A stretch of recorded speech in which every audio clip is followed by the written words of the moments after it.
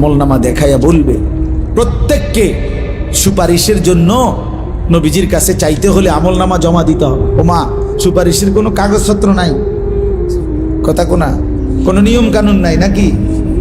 হ্যাঁ, কোনো ফাইল জমা দিতে হবে না তো?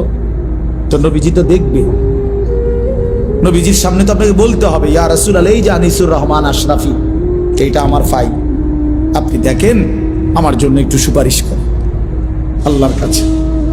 আল্লাহর নবী দেখবে 30 বছর সুদের ব্যবসা, 60 বছর বয়স, 60 বছর পর্যন্ত বিড়ি সিগারেট খাইয়া গেছে।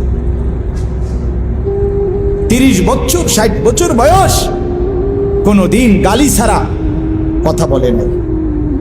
ছেলেটা বেনামাজি, মেয়েটা বেপর্দা, স্ত্রী বেপর্দা, মৃত্যু পর্যন্ত আমার উম্মতের ঘরে প্রতিদিন